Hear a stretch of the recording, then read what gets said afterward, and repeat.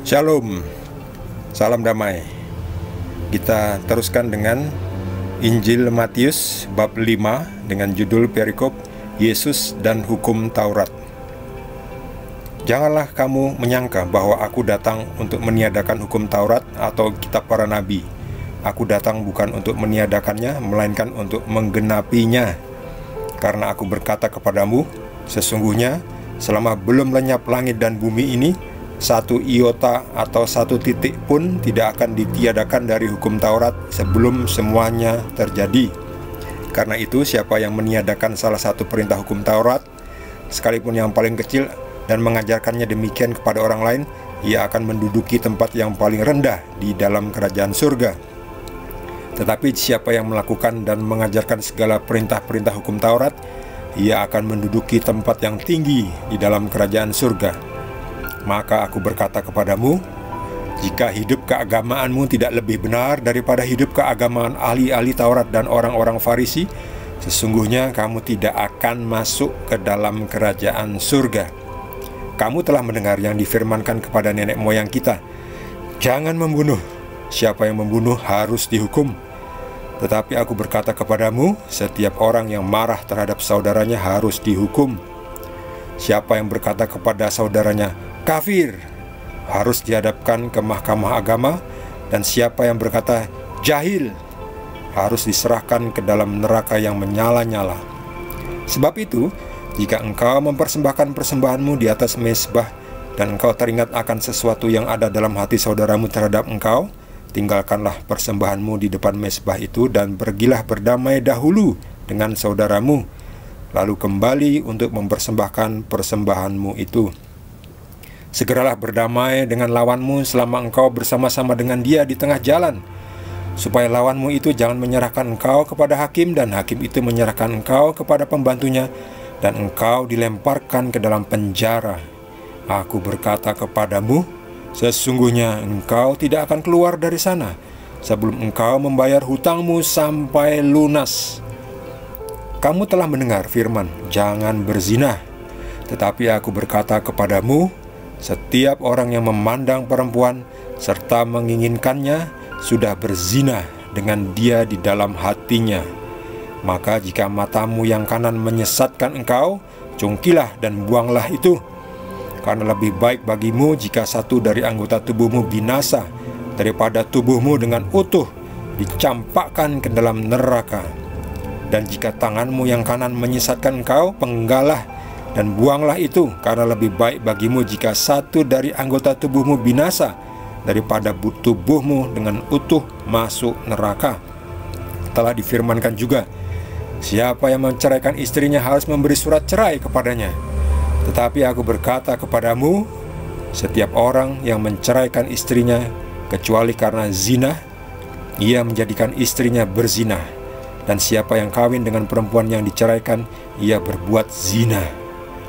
Kamu telah mendengar pula yang difirmankan kepada nenek moyang kita, jangan bersumpah palsu, melainkan peganglah sumpahmu di depan Tuhan.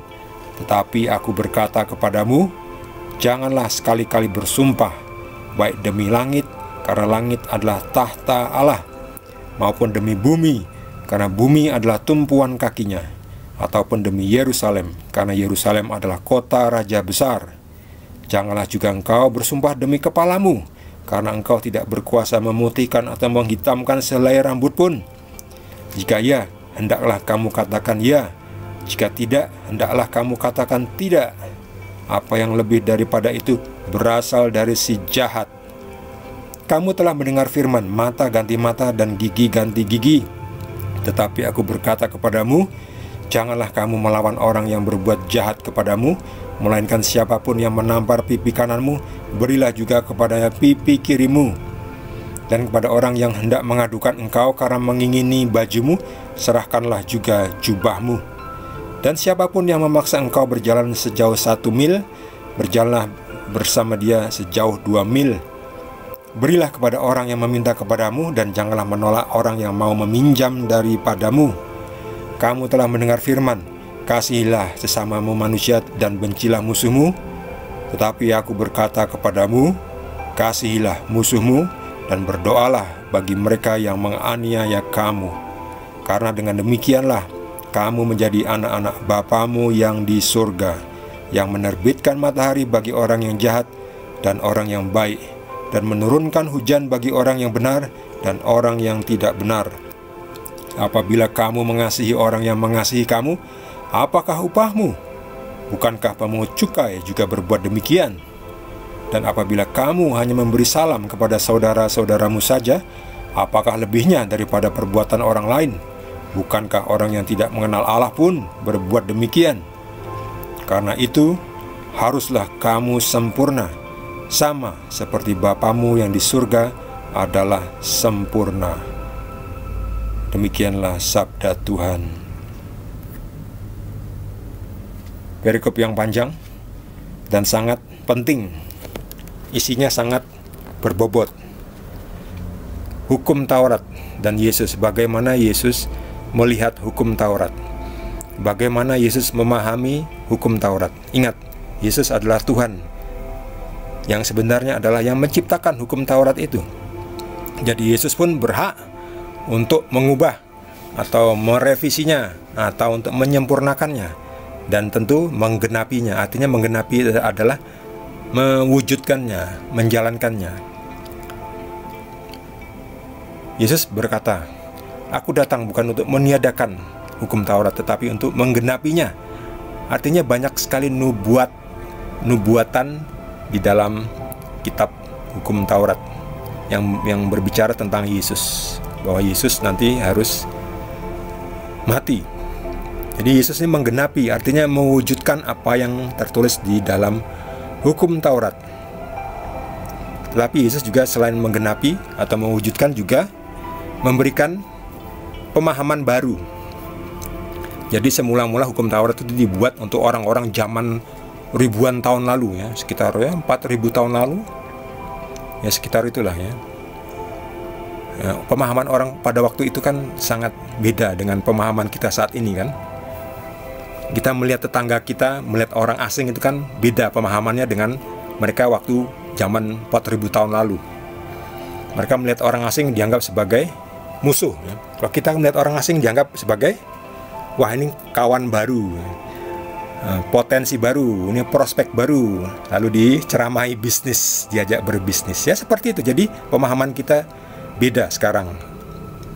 Nah, maka itu kita harus hati-hati dalam mencoba memahami hukum Taurat, apa yang diajarkan Yesus. Satu titik pun tidak akan ditiadakan dari hukum Taurat sebelum semuanya terjadi. Ya, Yesus akan menjalani hukum Taurat itu, mewujudkan apa yang tertulis. Baru setelah semuanya terjadi, baru nanti hukum Taurat akan ditiadakan, diganti dengan hukum kasih, hukum yang baru, yaitu hukum kasih, yaitu nanti Yesus ini. Hukum dalam perjanjian baru itu yang lebih berlaku, ya. Bukan yang masuk ke dalam mulutmu yang membuat haram, yang membuat engkau najis, tetapi yang keluar dari tubuhmu itu yang membuat engkau najis dan haram. Makanya Yesus mengatakan bahwa semua makanan halal kecuali makanan hasil curian, itu tetap haram.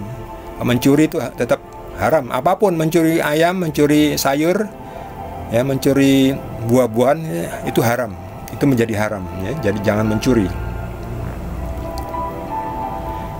Jika hidup keagamaanmu tidak lebih benar daripada hidup keagamaan ahli-ahli Taurat dan orang-orang Farisi, sesungguhnya kamu tidak akan masuk ke dalam kerajaan surga. Lihat ini. Artinya apa? Artinya orang-orang Farisi, ahli-ahli Taurat, itu tidak akan masuk ke dalam kerajaan surga. Tidak akan. Kenapa sebabnya? Kalau hidup keagamaanmu tidak lebih benar, berarti sama dengan ahli-ahli Taurat dan orang-orang Farisi, berarti kamu tidak akan masuk. Berarti orang-orang Farisi dan ahli-ahli Taurat itu tidak akan masuk kerajaan surga. Kenapa? Karena tidak memenuhi standar hidup di dalam kerajaan surga. Standar hidup di kerajaan surga itu apa? Suci. Orangnya harus suci. Tidak munafik. Suci itu rendah hati, salah satunya, ya. Suci itu artinya luas, ya. Tidak suka kawin cerai. memuaskan hawa nafsunya ya, mengumbar nafsu, itu bukan suci, itu beda. Mencuri juga nggak suci. Jadi standar kerajaan surga itu tinggi ya. Itu baru satu ya, baru tahap satu. Tahap kedua adalah mengikuti Yesus, karena hanya lewat Yesus kita bisa masuk kerajaan surga. Tidak cukup dengan kita suci. Suci tetapi tidak mengikuti Yesus tidak bisa masuk kerajaan surga ya. Satu harus dilakukan, yang lain tidak boleh diabaikan. Setiap orang yang marah terhadap saudaranya harus dihukum. Tidak hanya yang membunuh, tapi yang marah juga harus dihukum. Jadi artinya kita tidak boleh marah ya. Jadi Yesus tuh merevisi atau menyempurnakan hukum Taurat. Kalau di hukum Taurat hanya yang dihukum hanya yang membunuh. Tapi Yesus mengatakan yang marah juga harus dihukum. Artinya bahwa jangan marah. Marah itu tidak baik, marah itu berdosa ya. Tapi ada juga marah yang baik, yang artinya marah yang kasih ya. Karena Yesus pun pernah marah di dalam bait Allah, mengusir para pedagang-pedagang yang mengotori bait Tuhan. Jadi marah itu juga jangan kelamaan ya. Segera lagi mereda ya, sebelum matahari terbenam, supaya kita tidak tersandung ya. Dalam kegelapan marah-marah, nanti malah kita jadi jatuh dalam dosa. Siapa yang berkata kepada saudaranya kafir, kafir, kafir, harus dihadapkan ke mahkamah agama ya. Ya, di waktu kita sekarang ini kan banyak ya orang yang mengkafir-kafirkan ya. Kafir ya, jangan kerjasama sama orang kafir ya. Jangan mengucapkan salam kepada orang kafir ya. Awas itu, jangan mau jangan mau menjenguk tetanggamu yang kafir. Jangan mau bersilaturahmi, jangan mau mengunjungi. Padahal kita zaman sekarang ini ya harus saling bersilaturahmi ya, saling mengunjungi. Tetapi ya itu, ada yang selalu mengkafir-kafirkan. Akhirnya tidak ada saling kunjung, tidak ada saling mengunjungi.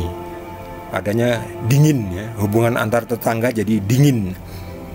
Ketemu pun tidak nyapa, menyapa pun dingin ya. Cuma senyum-senyum kecut. Itulah ya. Karena kafir-kafir ini ya, mengkafir-kafirkan ya. Itu. Jadi jangan pernah ya. Karena mereka sendiri tidak tahu apa itu kafir ya. Jadi jangan pernah mengkafir-kafirkan orang.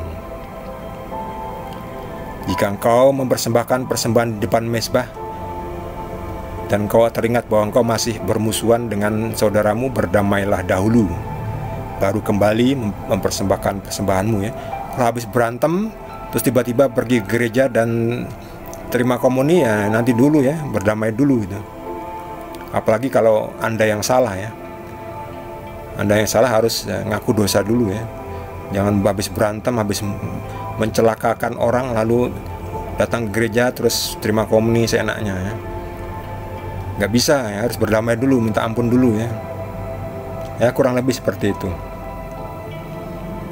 Segeralah berdamai dengan kawanmu selagi kamu masih di tengah jalan. Artinya selama kamu masih di dunia ini, sebelum mati dan ketemu hakim, segeralah berdamai ya, supaya setelah kita mati kita sudah tidak memiliki utang dosa ya. Kita harus mengampuni, kita harus melupakan kesalahan orang lain, kita harus berdamai. Ya paling tidak selalu mengingat-ingat kesalahan orang ya. Lupakan, ampuni ya.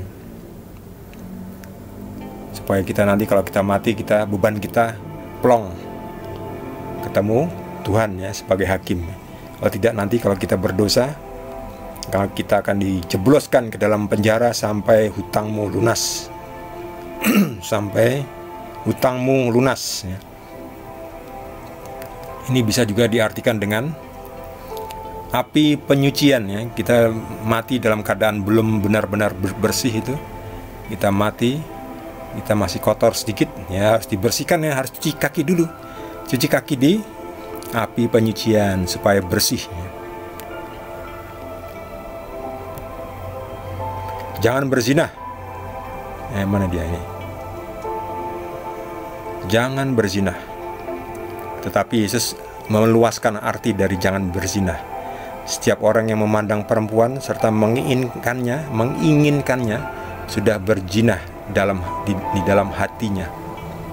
Ini lihat perempuan ini lalu wah cantik ya, lalu mengingini, lalu pikirannya sudah macam-macam, itu sudah berzina di dalam hatinya. Maka itu kalau mata kananmu menyesatkan engkau, cungkilah dan buanglah itu. Nanti dulu ya, yang ini hati-hati, jangan jadi orang yang tolol, yang ekstremis itu. Radikal ekstremis itu kan orangnya tolol. Kenapa? Mereka memahaminya dengan harafiah, letterlek. Mereka nggak pintar ya memahami sebuah ayat ya. Maksudnya apa? Kalau matamu yang kanan dicungkil, lalu besok-besok mata kirimu menyesatkan karena melihat cewek cantik, lalu menyesatkanmu, lalu dicungkil juga yang mata kiri. Lalu kamu nanti mau pulang ke rumah, siapa yang nganterin ya? Kamu akan menjadi beban keluarga karena nggak bisa apa-apa. Mau makan, mau ke WC nggak bisa, nggak tahu jalan ya. Mau nulis nggak bisa, mau masak nggak bisa, apalagi kerja, nggak bisa cari duit, nanti akhirnya jadi beban keluarga ya. Makanya harus pintar-pintar dalam memahami arti ayat-ayat itu. Harus hati-hati, harus pintar ya. Pengikut Yesus harus pintar ya. Jangan bodoh, tolol, bego kayak apa? Para ekstremis dan para radikal yang menjadi teroris itu kan mereka rata-rata bodoh ya.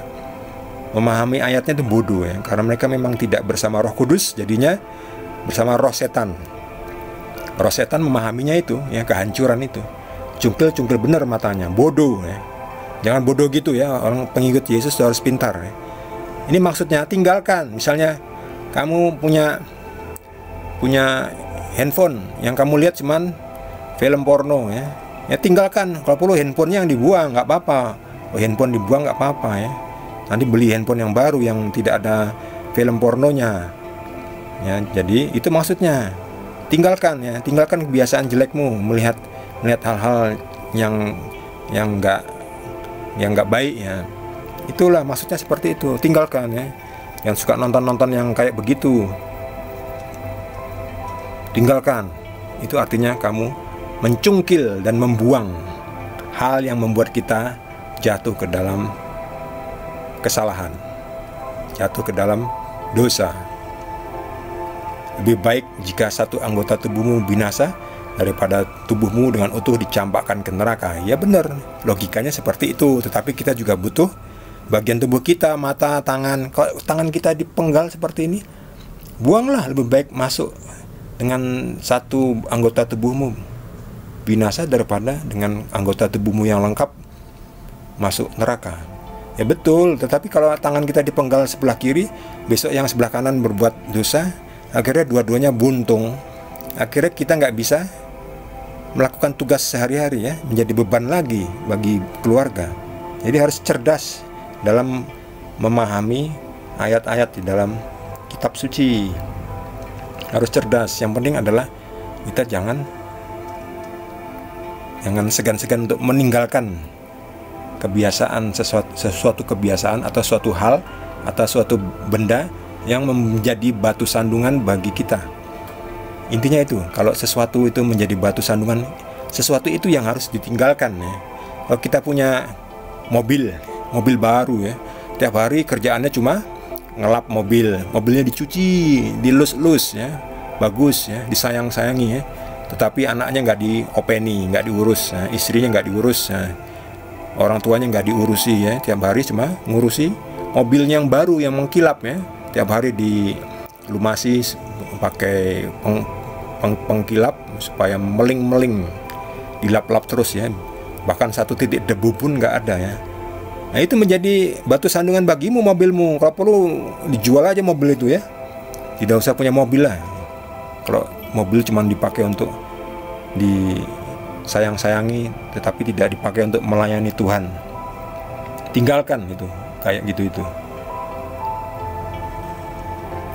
Setiap orang yang menceraikan istrinya kecuali karena zina, ia berbuat zina. Jadi tidak boleh bercerai ya, kecuali karena zina. Nanti dulu juga, jangan terus enak aja. Oh, perempuan, istri saya berzina, istri saya selingkuh, lalu saya boleh ceraikan dia. Padahal bukan itu, padahal karena memang dia sudah bosan dengan istrinya, lalu cari alasan aja, katanya istrinya berzina, berselingkuh. Nanti dulu, Anda juga jangan seenaknya memahami ayat ini, kecuali karena zina ya. Kan lebih baik mengampuni toh. Oh dia berbuat zina, oke. Berselingkuh, oke. Ya, kalau bisa diampuni, diampunilah. Supaya apa? Kasihan kan anak-anak ya. Anak-anak nanti melihat orang tuanya cerai, berpisah, itu kan secara mental, pertumbuhan psikis anak-anak itu jadi nggak bagus. Mereka jadi punya luka, pengalaman pahit, luka batin. Jadi demi anak-anak jangan berpisah lah, jangan cerai ya. Nggak bisa itu. Ini berbuat zina itu. Ya, memang tidak mudah. Ya salah sendiri ya, bukan salah sendiri, tetapi ya itulah bagian dari hidup ya. Jangan maunya enaknya aja ya. Yang punya suami dan punya istri harus setia kepada pasangannya. Jangan iri kepada orang yang masih single. Orang yang masih single juga bebas ya, mau kemana-mana, nggak ada yang protes ya. Tapi kalau single pun ya jangan seenaknya aja, kawin sana kawin sini ya, nggak mau tanggung jawab. Jadi tetap setiap orang harus punya tanggung jawab ya. Setiap pilihan itu ada konsekuensinya. Jangan kamu bersumpah, apalagi demi langit, karena langit adalah tahta Tuhan, maupun demi bumi, karena bumi adalah tumpuan kakinya.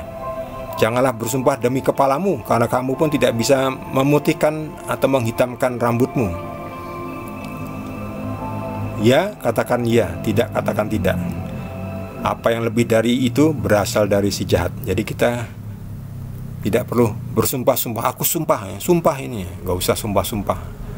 Sumpah demi Tuhan. Tuhan mana mau dijadikan seperti itu ya. Itu kan antara kamu, kok Tuhan tiba-tiba menjadi saksi. Gimana caranya Tuhan menjadi saksi ya? Saksi itu kan ya manusia ya.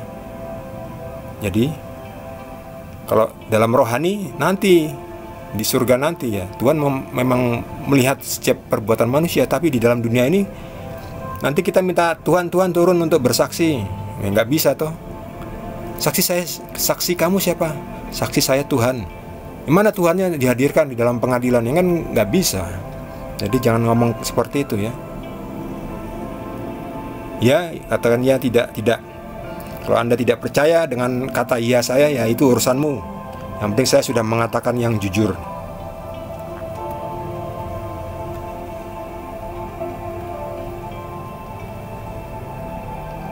Ini dia.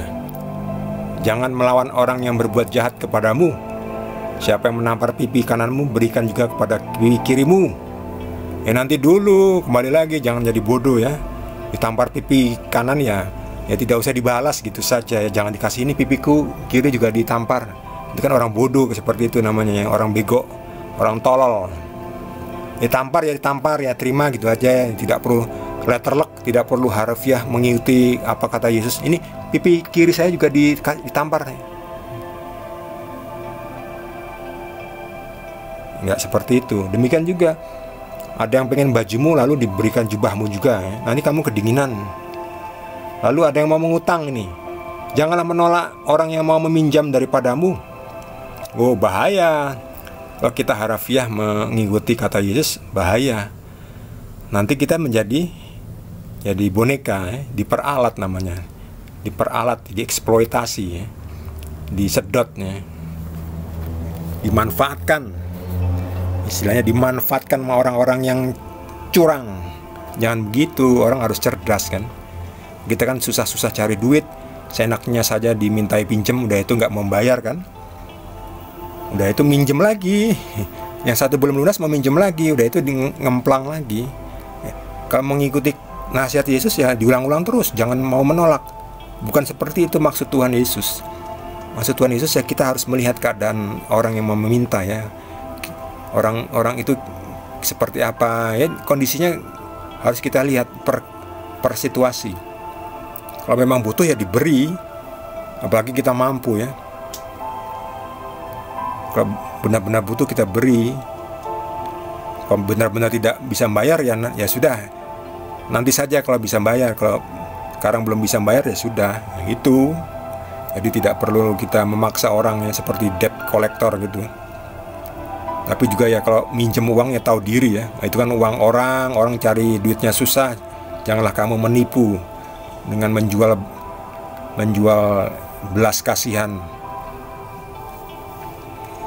supaya orang memberi kamu pinjaman.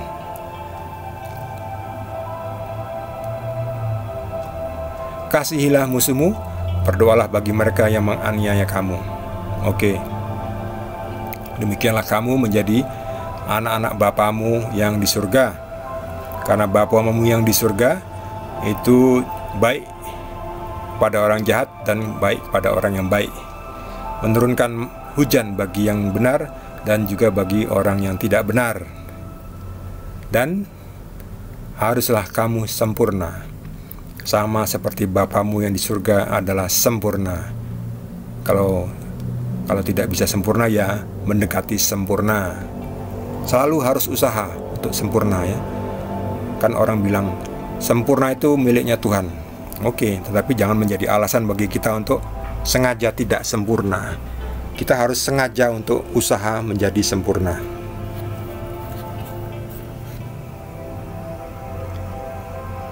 Bagi saudara yang mendapatkan tambahan penjelasan dari Tuhan Yesus, boleh juga berbagi dengan kita semua. Bagi yang belum subscribe, jangan lupa di subscribe dan juga di like.